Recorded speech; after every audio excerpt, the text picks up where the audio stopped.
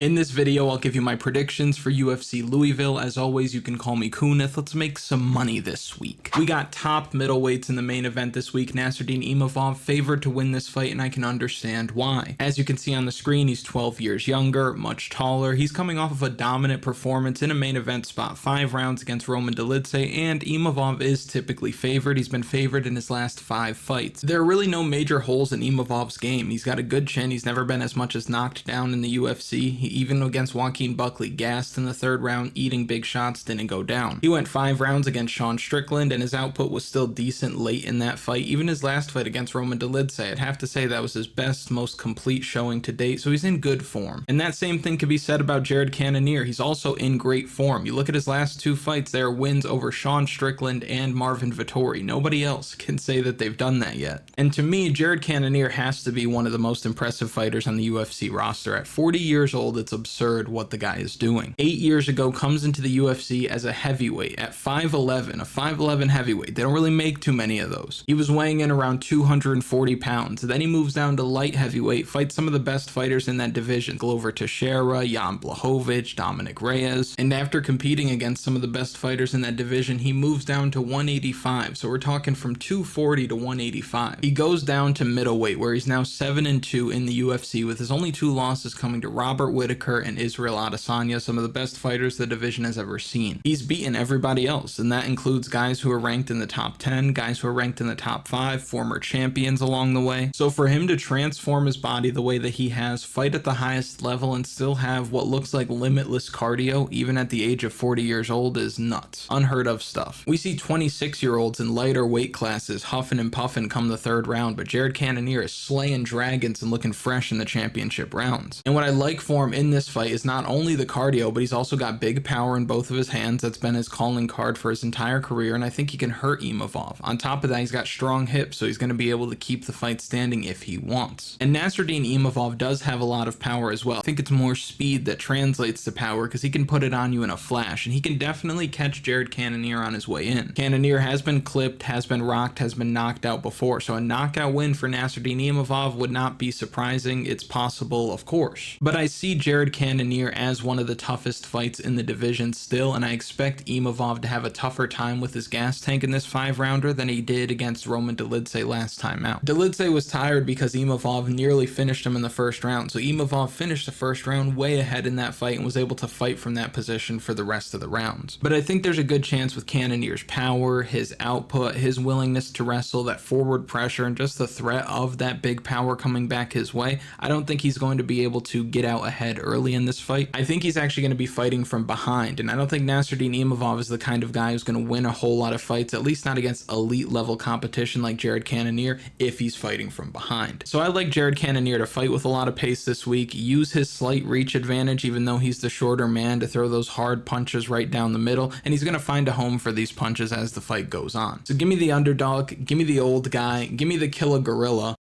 give me Jared Cannonier to win this fight by decision. Next, we have a light heavyweight fight, Dominick Reyes versus Dustin Jacoby. Dominick Reyes is back. Doesn't feel like there's a whole lot of juice in saying that. You see fighters come back after a long layoff, exciting. Nick Diaz is going to fight, that's awesome, but Dominick Reyes, it makes you wonder, is it even worth it, pimp? Dominick Reyes has been an example of how unforgiving the sport could be. Comes into the UFC undefeated, quickly making his way through the rankings, beating guys, knocking guys out, gets a title shot against John Jones, and shows up. Great performance, doesn't get the nod, but loses absolutely no stock because of the form that he was in that fight. A lot to like in that fight, and we thought the future was really bright, but then he gets brutally knocked out by Jan Blachowicz. He follows that up with getting knocked out by Yuri Prochazka. Now, is there any shame in being knocked out by Jan Blachowicz? Is there any shame in being knocked out by Yuri Prochazka? No, that knockout from Yuri Prochazka was knockout of the year. It was violent stuff. He takes a bunch of time off, rightfully so. Recover, heal up, get back out there and compete at the highest level. Oh, knocked out by a jab against Ryan Spann. It's not good. And again, the first 2 are excusable losses, even against Ryan Spann. Ryan Spann's got a ton of power, especially early in these fights, so getting knocked out by Ryan Spann's not that crazy either. But the problem is the fact that these 3 have happened back to back to back, and you just don't know where his chin's at this point. And now he's got to deal with Dustin Jacoby, who can put a jab on you quickly, and when he's on, he's super sharp, makes a lot of good decisions in there. If you've watched the channel for a while, you know I am a Dustin Jacoby guy. And it's been tough because frankly, he's getting a bit as well. 1-3 in his last 4, and you can look at that fight against Khalil Roundtree, disgusting robbery. He should be 2-2, but he's 1-3 in his last 4. And in the fights that he's losing, it just looks like he's a bit physically outmatched. And what I mean by that is he's landing, he's doing his dance, he's doing what he needs to do, but when these guys are landing on him, they look like they're hitting him way harder than he's hitting them. We can see that. Dustin Jacoby's wearing damage, he's having big reactions to the strikes coming back his way, and that's what's losing him the rounds in the judges' eyes. I get that. So this one is tough because you don't know what version of these guys you're going to get out there. They've been having mixed results lately, so who knows. Now my knee-jerk reaction was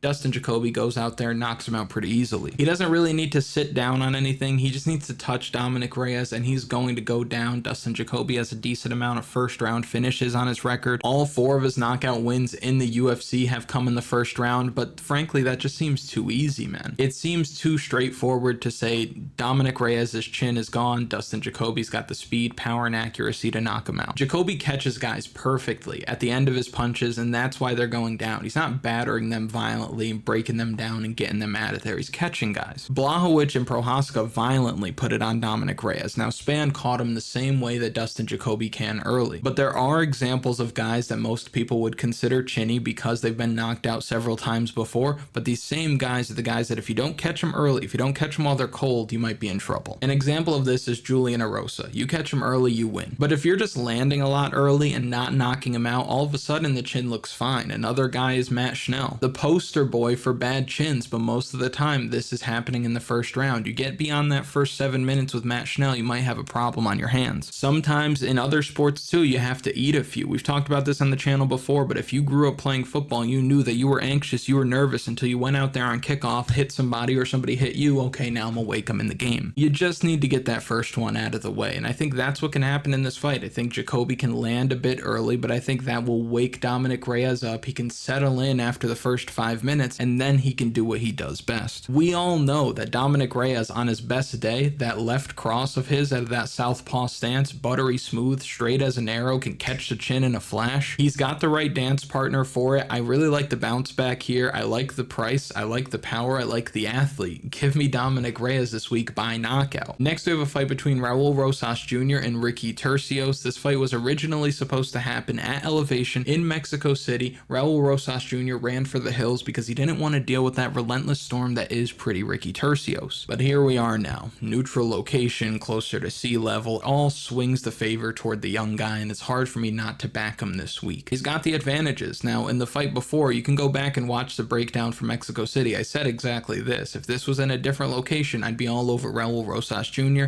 but the elevation gives me the edge for Ricky. And I say that because the dude never stops working. He doesn't do a whole lot to defend takedowns, but he does a whole lot to keep working back up to his feet, keeps moving. He's the greased up deaf guy of MMA. It's hard for you to keep your hands on him because he's always doing something. I figured that type of style, that type of pace, that type of attitude that he brings to these fights would break Raul Rosas Jr. in the second and third round. But all those advantages are gone. It's not going to be hot. It's not going to be in a big cage. It's not going to be at elevation. Rather, Raul Rosas Jr. is going to take him down. He's going to do it early. They're going to be dry. He's going to get on his back and he's going to submit him. He's going to be the first man to submit Ricky Tucios because we've seen Ricky Tucios taken down and somewhat controlled by lesser grapplers. And even if he wasn't controlled, he was still put in bad positions, and I think Raul Rosas Jr. won't let him off the hook, won't let him escape if he does get him in a bad position. So I think Raul Rosas Jr. wins this fight no problem this week. Give me the kid to win this fight by submission. And real quick, if you haven't already, like the video, subscribe to the channel, comment something for the algorithm. You know how the algorithm works by now. And if you want to go a step further, share this with somebody you know is going to be watching the fights this week. Next, we have middleweights here between Brunno Ferreira and Dustin Stoltzfus, a fight that's not going the distance at all, let me tell you. First, for Dustin Stoltzfus, he's had a tough run in the UFC, 2-4 in the promotion, been finished 3 out of those 4 losses, and he's really up against it this week. He's dealing with a powerhouse in Brunno Ferreira opposite him this week, and Brunno Ferreira is a storm, super aggressive, puts everything into these shots, not afraid to brawl a little bit. Most of his wins are in the first round. He knocked out Gregory Rodriguez in the first round, showed some toughness in that fight as well because it was not really going his way in round 1. It was competitive, but RoboCop was putting it on him a bit. That was in his UFC debut. Super difficult opponent to deal with, very impressive performance for him to come out with a first round knockout win like that. Follows that up with getting knocked out in like 30 seconds by Nursultan Ruzaboyev. Bad look, but okay, it happens. hands. He threw a naked leg kick, Ruzaboyev catches it, puts him down with a right hand, and it was over. Now, how do you respond to that? How do you respond to your first career loss, especially with it coming that way? You go out there and you sleep Phil Hawes in the first round. Undeniable power. The dude lands heavy, and he's always swinging for the fences, which is probably why he's landing so heavy, and he's just a big, powerful guy as it is. I gotta tell you though, I am not a big Brunno Ferreira believer. When you watch back his fights, he's off balance way too often. He's throwing everything into these punches, and he's leaning over. Sometimes he's falling over. Even against Phil Hawes, threw a high kick and landed on his back. Another reason why I'm not too high on him is because you don't know what he's gonna look like later in these fights. In 12 professional fights, only twice has he seen a second round. He carries a lot of muscle, he throws with everything, and he's gonna gas out at some point if he gets extended by the right opponent, and that might be the case this week. I say that because Dustin Stoltzfus, you might look at him, automatically think,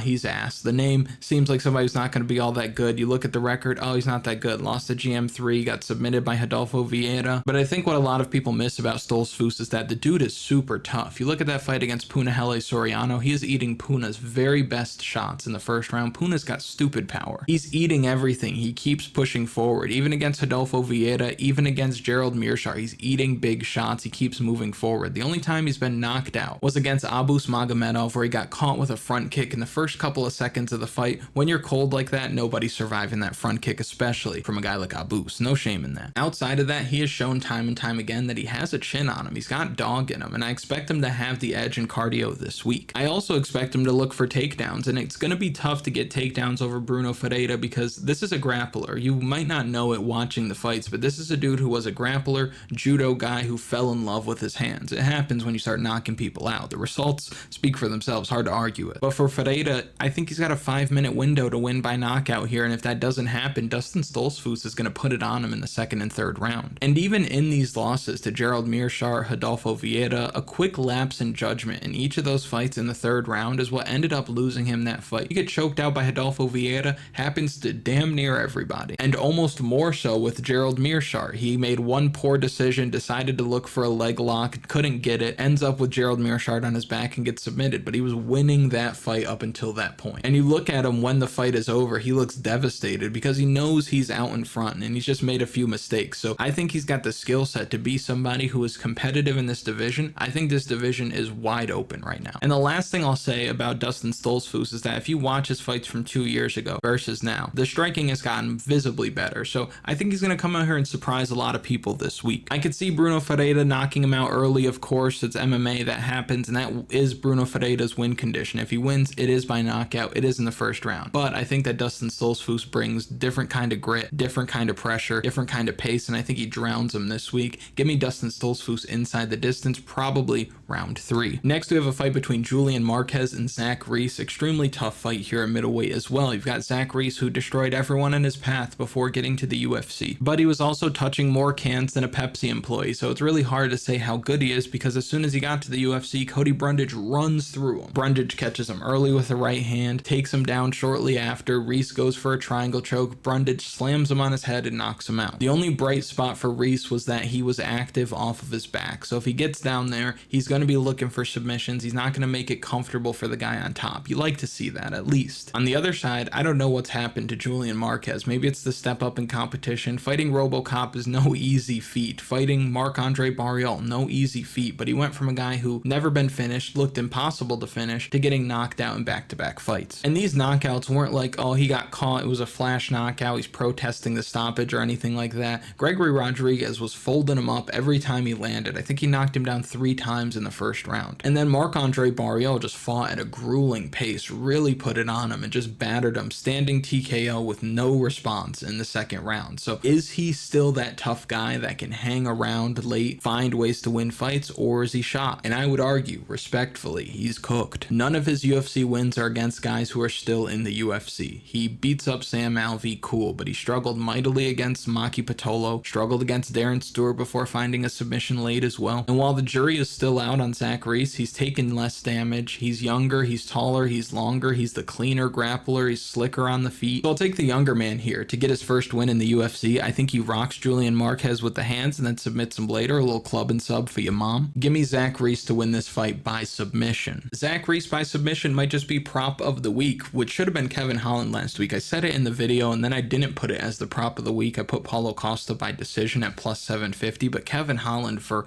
around almost plus 300 on some books by submission was the easiest call of the week. If you want your free prop of the week, you can visit kunithmma.com, just put your email in there and you're going to get the email of the prop of the week this week. It's the prop we like at the biggest odds, which is why it took the place of Kevin Holland by submission last week, although I should have just sent that anyway. It was free money. But on the topic of free money, we have been doing pretty well. 5 of the last 6 events have been profitable as far as the official betting article goes. You can get the official betting article with a total access package. Go right up to plans, check it out. You also get all of the DFS material. That's going to be the strategy guide, lineup optimizer, projections, and data model as well. Best way to support the channel by far is grabbing a membership on kunithmma.com. Try it out for a month, see if you like it, see if it's profitable. If you've been a member for the last month and some change, you're doing pretty damn good. And I know more people watch the predictions video than the DFS video. Not everybody plays DraftKings, but I do want to say last week we were dialed in with DraftKings. Phil Rowe didn't come through for us, but Paulo Costa, Sean Strickland's stack in your tournaments ended up being optimal. Let's go. And for those of you that do have memberships on kunithmma.com or have ever gotten memberships on kunithmma.com, I appreciate it more than you know. Thank you so much. Now back to the breakdown. Next, we have a welterweight fight between Punahele Soriano and Miguel Baeza. I thought Baeza was released. So when I saw this, it was news to me, which is cool because who doesn't like watching this man fight? Unfortunately for him, he has struggled in the last few years. Came into the UFC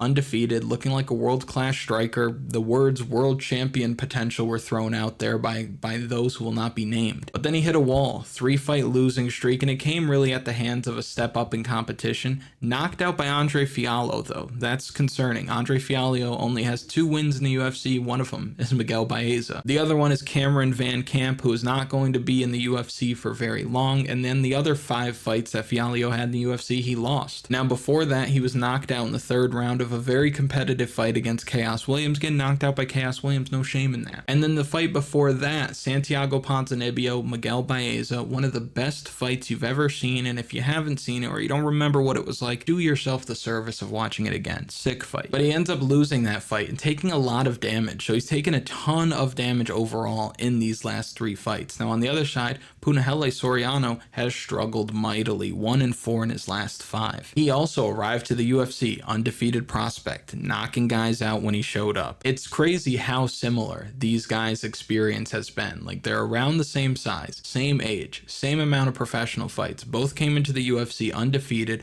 Both were knocking people out early in their UFC run and then hit a wall. Their entire lives have come to this point, almost mirroring each other when it comes to competition. And now, loser probably doesn't keep a spot on the roster. The stakes are high, people. And this one is actually extremely tough too, because you got serious power on both sides. Big power coming from Punahele Soriano. Good job of wrapping punches around the guard. He likes to throw a lot of hooks. He likes to throw that lead hook into a cross, or a 3-2 as they would call it. Very good with that, and that could find a home because Miguel Baeza does like to keep that high guard. You don't really see Baeza cover his body too much. He's very intent on keeping his guard high and trying to block shots to go to his face. Now, on the other side, Miguel Baeza loved the hand speed, loved the fluidity with the combinations. When he wants to, he throws the prettiest 1-2 you've seen in MMA gloves. It's absurd. He's also got a strong calf kick, which could chop Punahele Soriano down because Puna likes to stay heavy on that lead leg, likes to be the guy moving forward if he can. So it's really tough on both sides, and it's hard to pick a winner because both these guys are hard to trust and haven't been doing well. I am interested to see, however, what Punahele Soriano looks like at welterweight. He's been a middleweight for his entire career, and you guys know me, I don't like seeing guys move down weight classes after they're struggling. It almost always seems like a desperation move. They just want a size advantage over guys, or they feel like they're fighting people that are too big for them, and that's the case here. There's no way that it's not. But in fairness to Puna, you don't see too many guys under 6 foot killing it at middleweight. You've got ranked guys like Jared Cannonier, Chris Curtis, those are outliers, sure. But just look at Joaquin Buckley. Mixed results at middleweight, moves down to welterweight, hasn't lost since. And Puna's a good athlete, man. Solid chin, knows how to wrestle, powerful puncher as well, and he's dangerous for anybody, especially in the early stages. He's also fighting out of a great gym, and I think this new weight class might give him the opportunity to have better cardio, which is super important because if he had good cardio, he'd have a way better record. I think this is the start of a bit of a career resurgence for Punahele Soriano. I think if he picks up a knockout win here, he's going to knock out the next 2 or 3 guys that he fights. Miguel Baeza is just, let me me down too many times for me to look at him and say he's going to win this fight, especially with how fast and how strong Puna looks in that first 5 minutes. All he needs is one.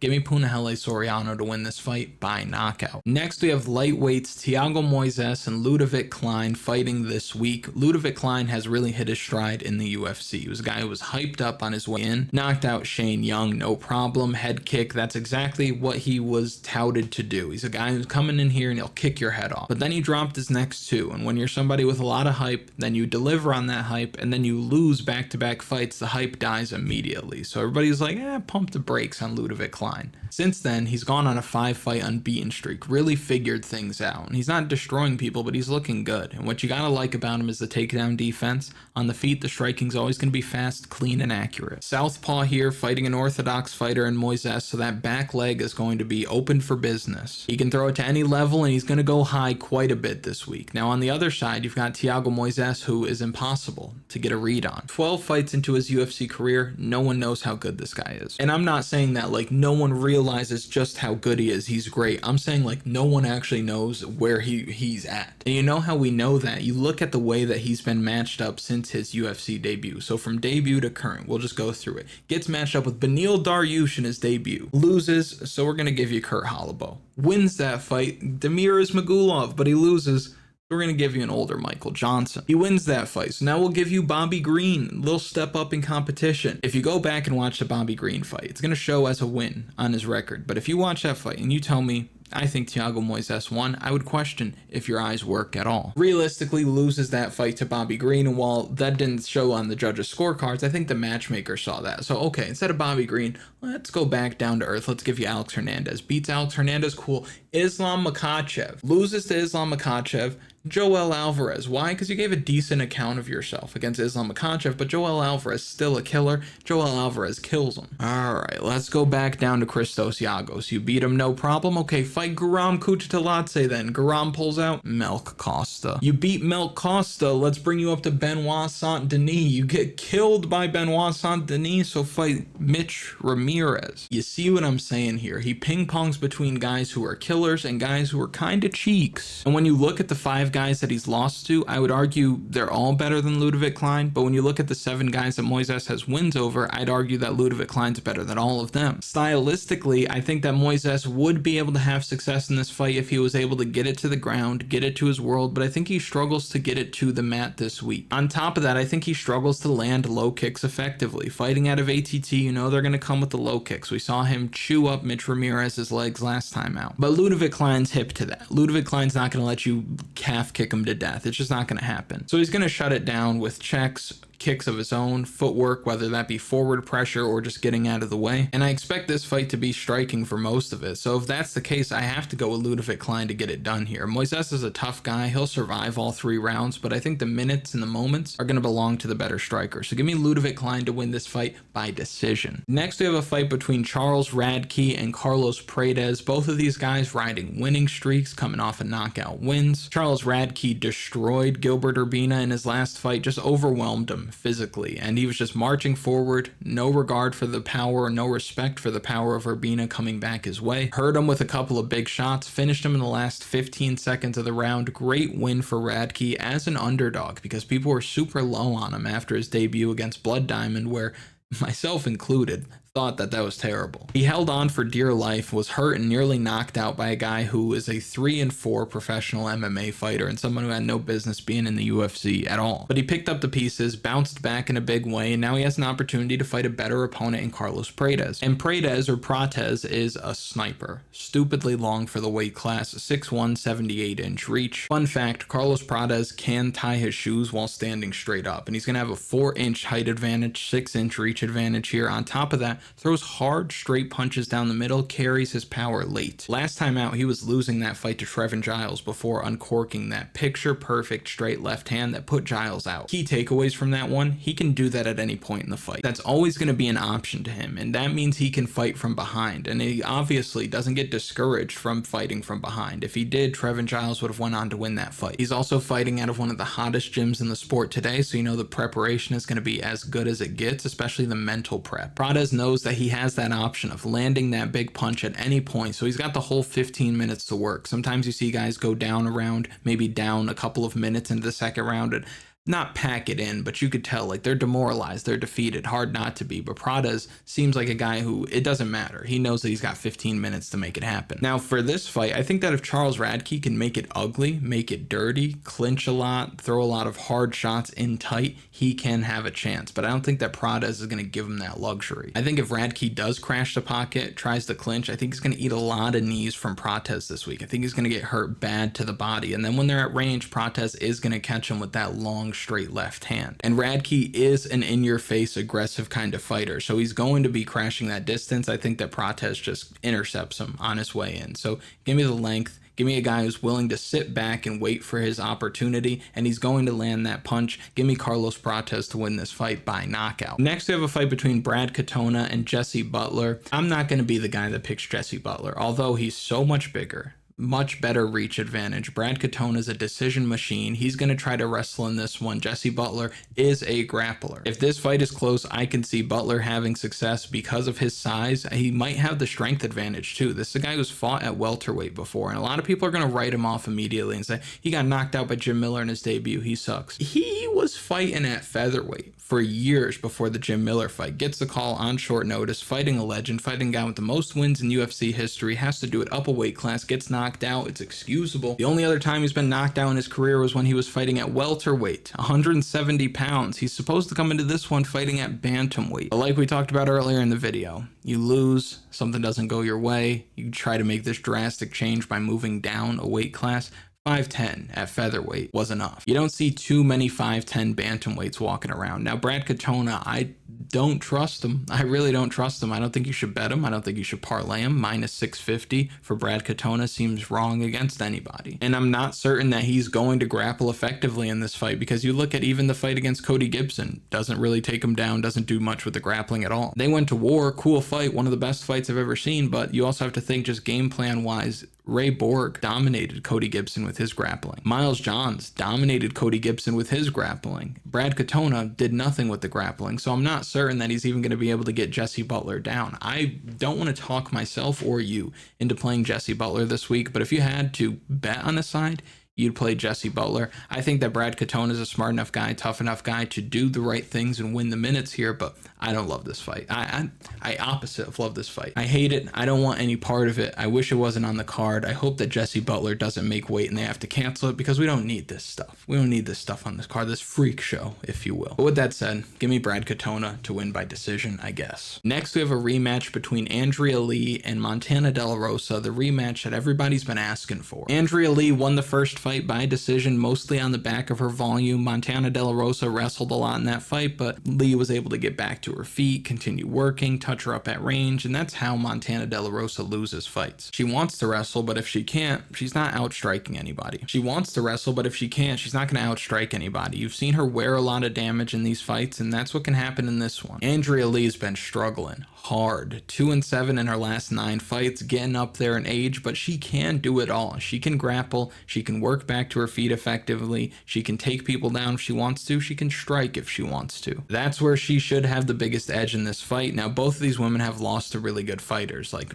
Vivi Araujo, Macy Barber, although Andrea Lee beat Macy Barber. Watch the fight, tell me different. Mackenzie Dern beat Montana De La Rosa, Miranda Maverick just beat Andrea Lee. She also had to deal with Natalia Silva, so they're clearly a step behind all of those fighters, but still solid enough at everything to hold down a roster spot. But based on the way that the two fight, I just think that Andrea Lee is going to be pulling away in this one with her volume. I think that she just lands a lot more punches, lands a lot more kicks up the middle. She's not dealing with a physically strong powerhouse like a Macy Barber, Vivi Araujo, Miranda Maverick. She's not dealing with a technician on the feet like Natalia Silva. She's dealing with Montana De La Rosa and probably goes 2-0 up on her this week. It's going to take the full 15 minutes, of course, but I think that Andrea Lee is going to do just enough to get the nod here, although it's a close fight. If you think there's any kind of value on Montana De La Rosa, just know that there's a chance. But yeah, Andrea Lee by decision is the move. Next, we have a scrap and a half between John Castaneda and Daniel Marcos, two tough guys who let their hands go, have both done well in the UFC. Very, very good matchmaking. Good matchmaking up and down the card, really. A lot of close fights. Of course, Daniel Marcos has the pretty 15-0 record. He's actually 15-0 with a no contest because of that last fight, low blows to Aori Kilang in a fight where he was tearing him up. So unfortunate result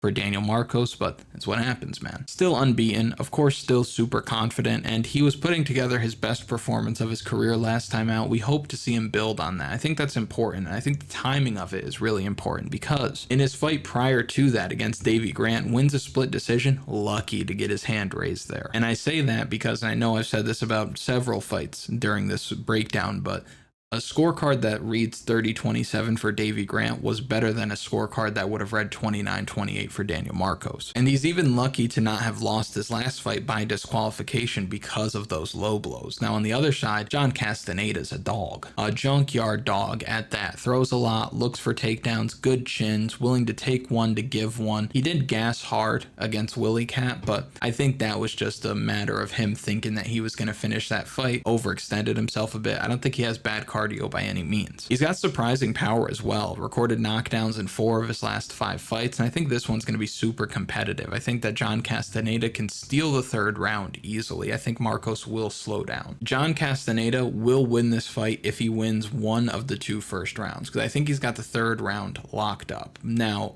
it's going to be hard for him to win the first 2 rounds because Marcos is super sharp early. I could see him getting out ahead by just being the cleaner fighter, taking fewer shots, landing way more. I think that he is somebody who does a good job of pulling guys in with his footwork, keeping that jab pumping to disrupt rhythm, and just outpointing guys. And I think he can outpoint a guy like John Castaneda, who's there to fight more than there in an athletic competition. And it looks like Daniel Marcos is there point fighting more than anything. I think this fight goes to split decision. If you want to bet on the fight itself going to split decision, I think that's a good spot because you never know. And this fight is going to go the full 15 minutes with the way that these guys are. I'm going to take Daniel Marcos to win by decision, but again, watch out for them judges. Not much you can do. Next, we have a strawweight fight between Eduarda Morda. She is fighting a Q-tip. Striker versus grappler matchup here. Denise Gomes, one of the heaviest handed prospects in the strawweight division, only 24 years old. Still a lot of room and time to grow and round out that skill set. Big power is great, and it could be a real separator in any division, especially down here at women's strawweight where it's so rare. I think the future's super bright for her. With that said,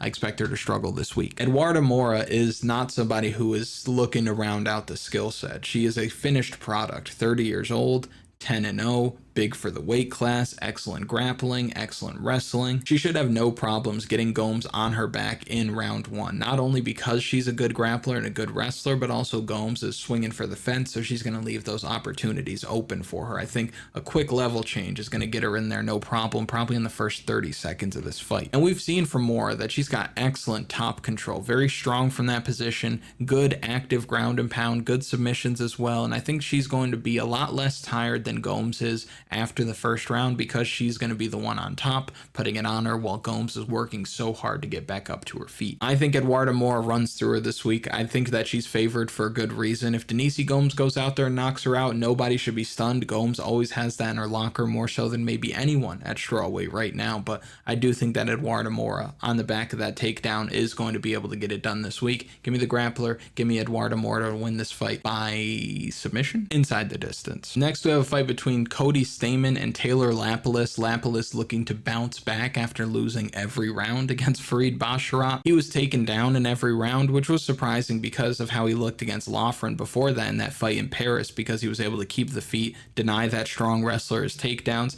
keep the fight where he wanted it. And I thought he might be able to do that against Farid Basharat. We picked Basharat to win just like anybody, but I didn't think Basharat was going to be able to take him down as much as he did. And he should have the big striking edge here because he's got a huge reach advantage that's going to serve him very well. And Cody Stamann is far from an elite striker. Cody Stamann is a wrestler who's not getting a whole lot of takedowns. That's a problem. He hasn't had a performance in years where he's been able to land several takedowns. He has had some good performances when it comes to his striking, but he's not somebody who's going to be able to take you down down and control you like that either. His top control is non-existent. Guys get right back up. And he has really high level competition under his belt, like fighting guys like Said Nurmagomedov, Merab, but Taylor Lapilus also has some rich experience as well. It's not like he's outgunned in terms of experience, but he is younger, he is longer, and I think he's got a good enough get-up game where if he is taken down, he's still just going to pop right up to his feet. I think Stamen's really going to struggle in this fight. He's going to struggle with the range, struggle with the distance management, struggle to keep the fight on the ground, struggle to even get the fight to the ground, so I think it's a clean sweep on the scorecards.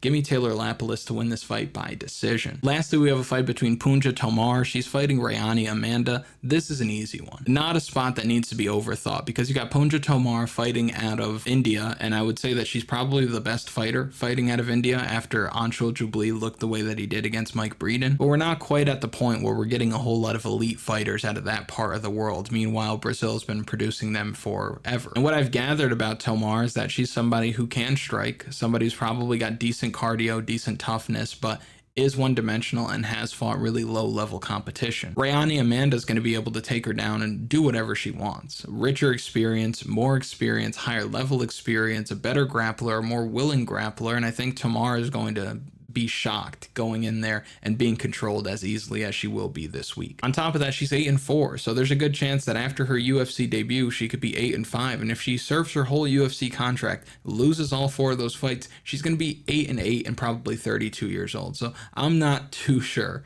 about Punja Tomar. I'm going to take Rayani Amanda to win this fight by submission. And if you've made it to this point in the video, thank you so much for watching. I really do appreciate it. Make sure you like the video, subscribe to the channel, comment something for the algorithm, and I'll see you later in the week for final picks. Let's go.